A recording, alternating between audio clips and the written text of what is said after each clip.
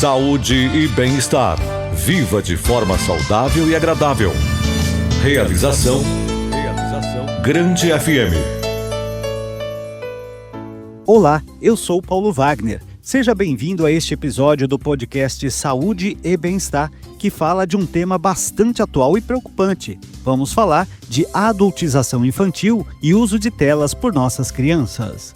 A infância é uma fase fundamental para o desenvolvimento emocional, social e cognitivo. No entanto, cada vez mais, vemos crianças sendo expostas a conteúdos e comportamentos que não correspondem à sua idade, fenômeno conhecido como adultização infantil, seja pela influência da mídia, do consumo ou até do ambiente digital. Muitos pequenos acabam assumindo posturas e responsabilidades para as quais ainda não estão preparados. Somado a isso, está o uso excessivo de telas, celulares, computadores, videogames e redes sociais. Embora possam ser ferramentas de aprendizado e lazer, o acesso sem limites traz riscos sérios, como prejuízos ao sono, dificuldades de concentração, ansiedade, queda no rendimento escolar e problemas de socialização. Hoje vamos conversar com a psicóloga infantil para entender melhor esses desafios. Ela vai explicar por que a adultização precoce preocupa, quais os impactos reais do uso intenso de telas e principalmente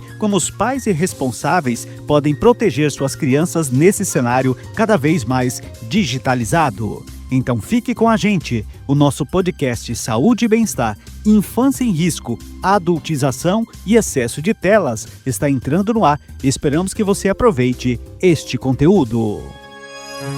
Saúde e bem-estar. Você de bem com a vida. A adultização infantil é um fenômeno que vem preocupando cada vez mais os pais, educadores e profissionais de saúde mental.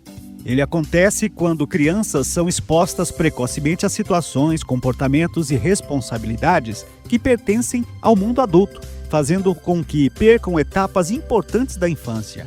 Isso pode ocorrer de diversas formas, por meio da forma de se vestir, do consumo de músicas e conteúdos impróprios para a idade, pela pressão para atingir padrões estéticos ou de comportamento e também pelo contato frequente com as redes sociais, onde a comparação e a busca por aceitação se tornam muito presentes. Esse processo gera consequências que nem sempre aparecem de imediato, mas podem impactar a autoestima, o desenvolvimento emocional e até o modo como essas crianças lidam com o relacionamento no futuro.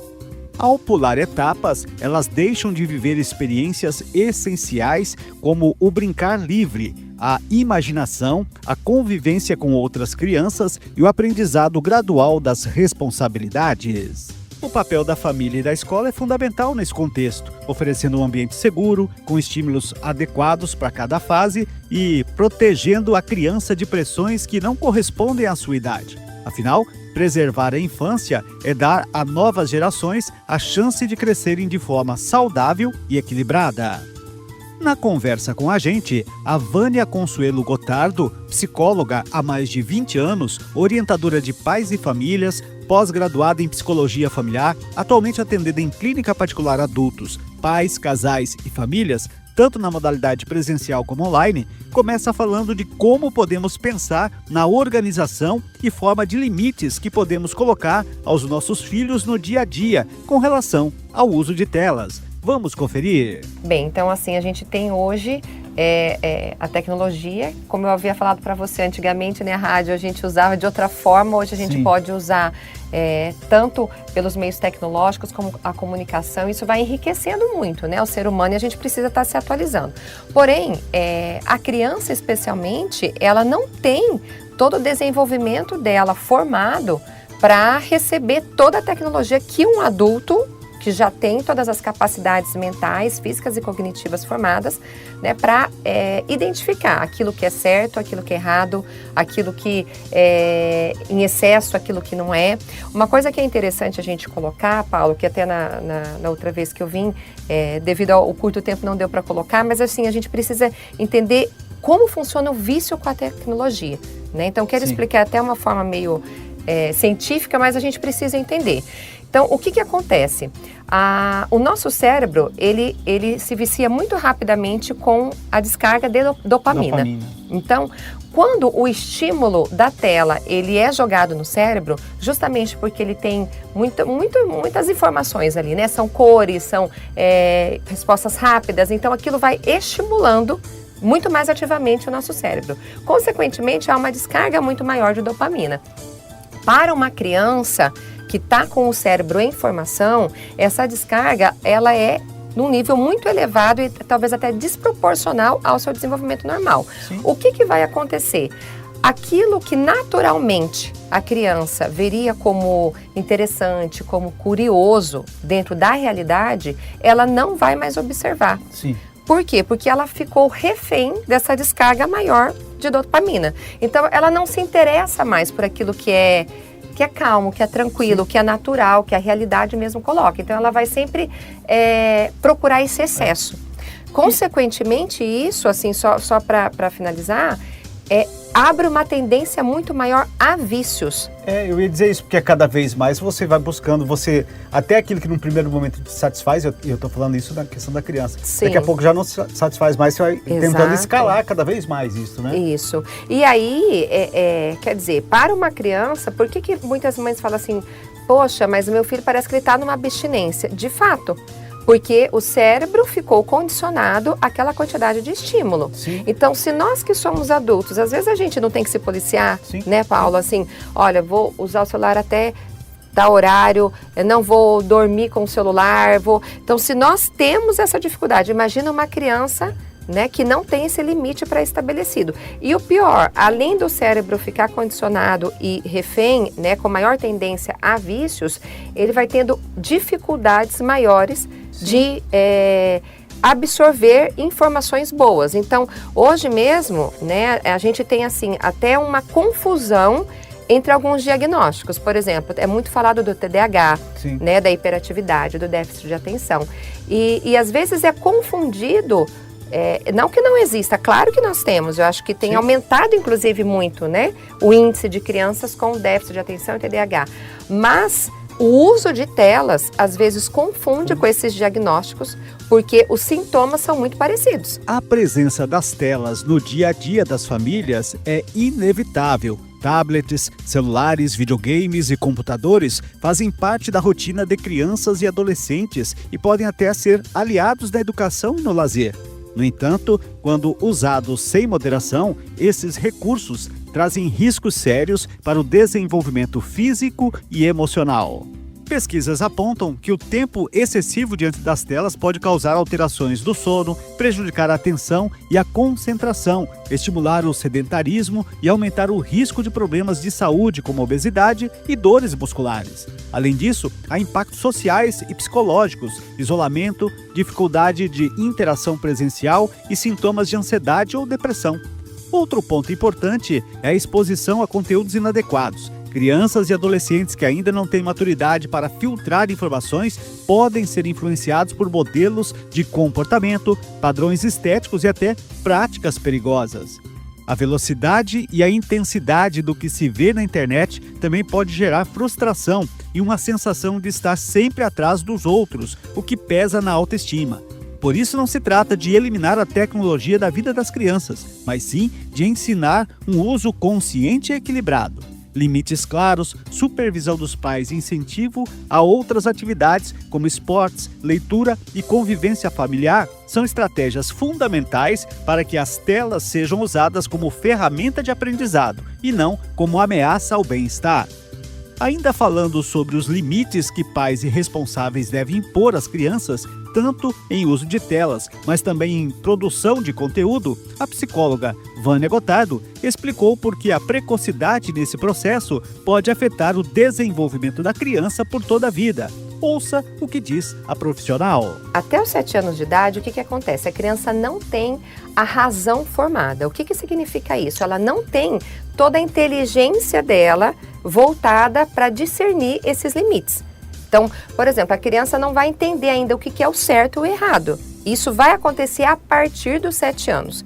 né? Até ali ela está em formação. Sim. Entre os 7 e 8 anos de idade, ela está no período de identificação, então ela vai formar a identidade dela. Tudo que ela absorve, ela pega por imitação. Sim. Né? Então, você imagina, se a criança ela fica muito tempo na tela, ela está o tempo inteiro imitando aquelas pessoas que são seus principais influenciadores. Sim. E aí até mesmo os pais têm que ter esse cuidado, porque que exemplos são esses que estão chegando até essa criança que está formando a sua identidade, né, Paulo? Sim. Você falou agora há pouco da questão de influenciadores, e aí a gente vai caminhando para um processo mais à frente, que a gente vai chegar daqui a pouco na questão da adultização. Certo. Eu queria que você trouxesse para a gente, para os pais que nos acompanham, responsáveis, do quão perigoso é exatamente se não tem esse controle desse conteúdo que está sendo acessado por as nossas crianças, porque nós somos influenciados muitas vezes por outras pessoas, temos exemplos que a gente quer seguir, imagine crianças nessa fase. Porque é exatamente isso, porque essa comparação que se faz é a criança começa a olhar no seu entorno. Mas aquele influenciador que acompanha tem lá já diversas viagens, foi para Disney, e tem isso e tem aquilo, as melhores roupas, tem os melhores brinquedos, porque tem crianças, influenciadores infantis também. Isso é um mundo muito perigoso, sobretudo, quando a gente não tem esse acompanhamento de perto, né? Perfeito. É porque, assim, a internet proporciona muito isso, né? A comparação. Só que a gente não pode esquecer que aquilo ali é um retrato muito pequeno da realidade, né? Não é a realidade em si, só que a criança não tem esse discernimento. Então ela vai olhar aquilo e vai achar que aquilo é a própria realidade. E a facilidade, como aquilo demonstra aparecer que é fácil atingir aqueles objetivos, né? Porque aí é onde eu entro na outra fase. Porque aí o que acontece hoje? Hoje todo mundo indica, não, qualquer um pode ser um influenciador. Sim. Hoje você pode ser famoso através da internet, e alguns conseguem às vezes com coisas simples e banais. Aí aquela criança fala, não, então eu também posso. E ela começa, entre aspas, a produzir esses conteúdos. Exato. E aí pode vir a frustração. E lidar com essa frustração talvez seja um ponto complicado. Exato. E a gente entra num ponto aí muito bom, muito bem colocado por você, que é o seguinte, essa criança, né, e às vezes até esse jovem, ele vai ficar muito refém da validação. Né, dos likes, então eu vou imitar aquele influencer porque ele ganhou dinheiro fácil, né, porque ele ficou famoso fácil, então eu vou ficar, é essa vida que eu quero ter. Aí perde-se, né, a noção do que é o estudo, do que é o esforço, do que é de fato que se conquista as coisas. E essa criança, ela vai crescer sempre refém do que os outros acham dela. Sim. Qual que é o maior problema disso, Paulo? Não há um mundo interior construído, né? Então hoje a gente vê, por que muitas vezes também a gente vê assim casos, né, que jovens, adolescentes, pré-adolescentes, por situações muito pequenas, às vezes até acaba tirando a própria vida, porque existe uma fragilidade emocional muito grande. Né? Então, assim, porque aquele mundo interior não foi formado. Sim, e aí entra aquilo que a gente está falando e que quando eu apresentei aqui, falei do tema do nosso programa, da adultização. Sim. Você falou agora há pouco que é algo que para mim é fundamental e que todo mundo que vai, de repente, para redes sociais busca essa validação, esse like, é o número de seguidores. E às vezes, num certo momento, ela começa a colocar os seus conteúdos e isso não está funcionando. Sim. E aí vem as sugestões e aí comparações com outros perfis e entra a sua própria modificação. O que está funcionando? Aí eu falo da questão de criança, pode ser menino e menino, né? Eu vejo que o like da minha coleguinha que está com menos roupa tem mais like que os outros. E eu começo, e eu estou falando isso no olhar da criança, a fazer a mesma coisa dentro dessa própria comparação e cópia, né? E aí já começa a ter esse comportamento de adulto para criança. E aí isso vai cada vez mais gerando interesse, obviamente, aí entra a parte criminosa, que a gente pode falar da pedofilia, que está muito inserida dentro desse contexto.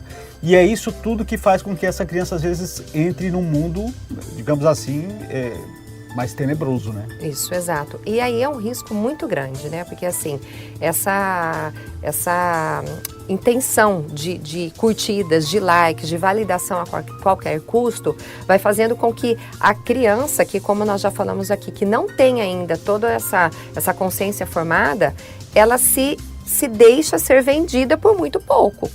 E o maior problema é quando os pais ainda incentivam isso, né, Paulo? Porque, assim, aquilo que é muito escandalizado, a gente sabe que na internet rola solto e as pessoas acabam vendo mais, né? Fofocas, notícias, vulgarizações. Infelizmente, a nossa cultura está indo para muitas ideologias. Sim. E aí o que acontece? Se os pais incentivam isso, que deveriam ser os principais cuidadores e protetores da criança, ela perde a referência.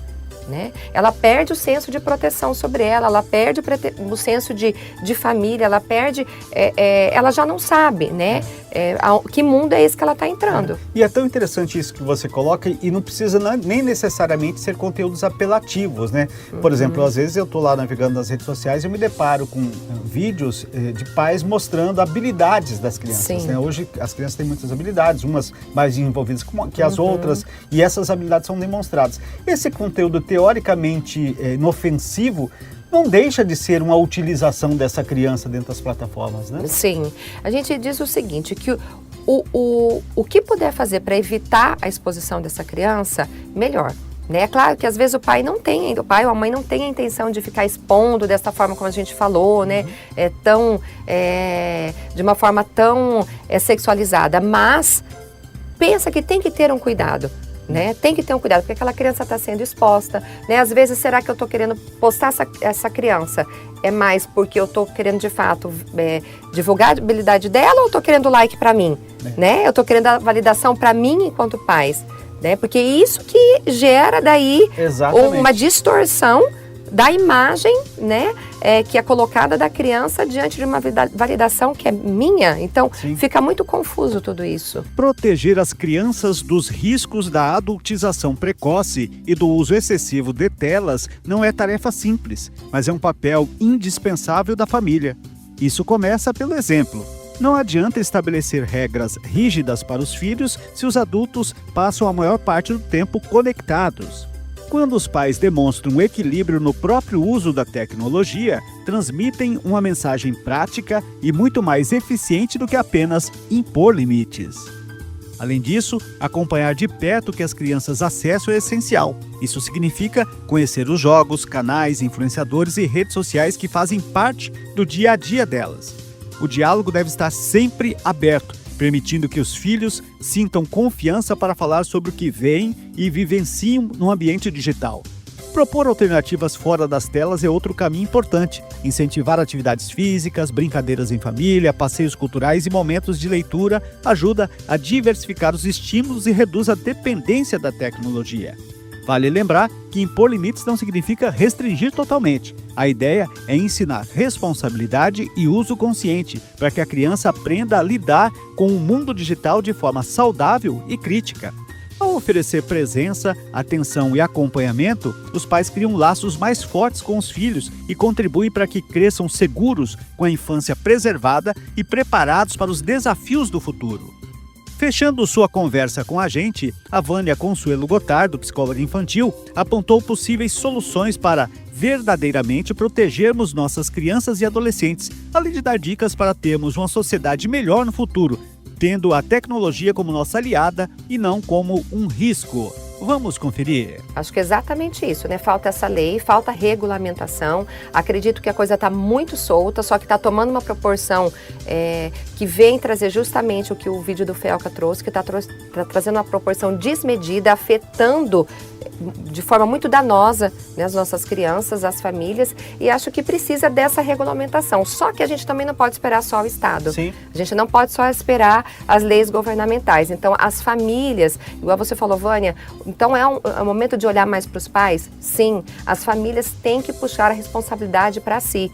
Além de a gente esperar, sim, claro, toda a parte de regulamentação, mas assim, dentro da própria casa, os pais podem fazer muita coisa. Sim. Os pais podem orientar, podem estar mais próximos, podem ser responsáveis. Sim, Vânia, mas assim, independente de questões de ideologias religiosas e tudo mais, a gente vive um momento muito complicado que está exatamente na desconstrução das famílias, né? E aí quando a gente passa por essa questão, talvez a gente vai se deparar, e aí lá naquele vídeo do Felca, das crianças que estavam lá com aquele influenciador, todas elas tinham autorização das famílias. Não tinha nenhuma criança sequestrada lá. Exato. Isso significa que essas famílias já estavam, de certa forma, já desestruturadas, né? Então a gente também precisa fazer esse olhar de volta para trazer, que você agora há pouco você falou, vamos voltar um pouquinho no passado, naquilo que é essencial, voltar à nossa essência. isso vai precisar muito para a nossa família, para que a gente possa construir essa sociedade. Porque se a gente for pensar que a sociedade será construída por essas pessoas que já se desestruturaram, fica difícil de achar um futuro para o mundo, né? Exato. E aí eu entro até com a parte da psicologia, né? Porque assim, muitas famílias, eu vejo hoje no consultório, muitas famílias desestruturadas e disfuncionais acabam formando filhos também desta forma. Sim. E aí, hoje a gente tem um índice muito alto, né, de ansiedade, de depressão, de síndrome do pânico, de suicídio. Então, a sociedade, ela tá mais doente mesmo, né, Sim. Paulo? Tá mais doente. E acho que essa falta da essência e dos valores tem refletido nisso. Sim. A gente está caminhando já para o final aqui do nosso bate-papo, mas eu não poderia tratar sobretudo do tema que é a adultização de crianças e adolescentes. E aí nós nos deparamos com quem já está dentro desse processo e você precisa fazer o caminho reverso, né? Ou seja, você precisa tirar essa criança desse momento, tirar esse adolescente. Isso é um trabalho até certo tempo demorado e doloroso, né? Porque você vai ter Sim. que trazer essa criança para uma nova realidade e que certamente não é fácil para que a família faça sozinha, vai precisar sempre de ajuda de um profissional. Né? Vai precisar. E pelo menos que busque, né? Porque o problema é ver toda essa situação acontecendo, como a gente falou na outra entrevista, né? Às vezes casos de violência sexual, às vezes casos de pedofilia, e ainda assim a família deixa o violentador próximo, ou não toma uma atitude mais drástica. Então não, uma vez que soube ou se conscientizou disso, é preciso tomar atitudes para que a criança não continue sendo vítima daquele processo. Sim, e nós como integrantes da sociedade, como pessoas que buscamos cada vez evoluir, ao se deparar com conteúdos que possam a gente identificar o que tem a suspeita, é preciso que nós façamos denúncias. Isso. O FELCA fez a sua parte, né? Sim. Mas aquilo lá não basta, precisa que cada um de nós como brasileiros, como defensores das nossas crianças e adolescentes, precisamos também ter esse olhar atento e a partir do momento que identificar algo que esteja fora do normal, fazer essa denúncia. Né? Porque nós temos isso hoje, né? O Instagram mesmo, se você colocar lá como conteúdo indesejado, hoje a gente não tem tempo para falar sobre isso, mas no Instagram mesmo existe muita pornografia, né? Prostituição ali de imagens que parece que é algo natural, mas não é, né? Então, assim, se a gente começar a ser mais rígido nesse sentido, podemos sim, acredito que resgatar esses valores, ter um olhar mais cuidadoso, retomar as nossas responsabilidades para criar uma sociedade mais saudável, Paulo. Os números ajudam a entender melhor a dimensão desse problema. E, segundo pesquisa da Sociedade Brasileira de Pediatria, crianças de 0 a 2 anos não deveriam ter contato com telas, mas no Brasil, mais de 60% delas já utilizam celulares ou tablets diariamente. E entre 6 e 10 anos, esse número sobe para 80% e na adolescência chega a quase 100%. O tempo médio conectado entre crianças e adolescentes brasileiros gira em torno de 3 a 5 horas por dia, bem acima do limite recomendado pela Organização Mundial da Saúde, que sugere no máximo 1 hora diária de até 5 anos e uso controlado e supervisionado para os mais velhos. Outro lado preocupante vem de relatórios da Unicef e do Comitê Gestor da Internet no Brasil, onde mais de 70% dos adolescentes afirmam já ter tido contato com conteúdos inadequados para a idade, incluindo violência, pornografia ou desafios perigosos que circulam em redes sociais. Essa exposição precoce contribui diretamente para a adultização infantil, pois acelera comportamentos e desperta interesses que não correspondem à maturidade emocional da criança. Saúde e bem-estar. Seu jeito de viver bem. A conversa de hoje mostrou como a infância precisa ser preservada, com espaço para brincar, imaginar, aprender e se desenvolver no próprio tempo. A adultização precoce e o uso descontrolado das telas não são apenas questões do dia a dia, mas fatores que podem afetar a saúde mental e emocional das nossas crianças a longo prazo. O papel da família é essencial nesse processo. Estabelecer regras claras, acompanhar o que as crianças acessam, incentivar atividades fora do ambiente digital, acima de tudo, oferecer presença e diálogo são atitudes que fazem diferença. Mais do que limitar, é preciso orientar e ensinar o uso consciente das tecnologias. Assim, garantimos que as telas sejam ferramentas de aprendizado e diversão, e não fontes de dependência ou de pressões indevidas. Proteger nossas crianças é, acima de tudo, permitir que vivam plenamente a infância, etapa única e insubstituível. Esse foi o podcast Saúde e Bem-Estar, disponível no grandefm.com.br ou na sua plataforma de áudio preferida. Siga nosso podcast nas redes sociais, assine nosso podcast, se inscreva em nossos canais e favorite nosso conteúdo. Assim você será notificado toda vez que tivermos novidades. Esperamos que você tenha gostado de nosso conteúdo e em breve novos episódios estarão à sua disposição. Você conferiu Saúde e Bem-Estar. Seu corpo e sua mente muito mais saudáveis. Uma realização da Grande FM.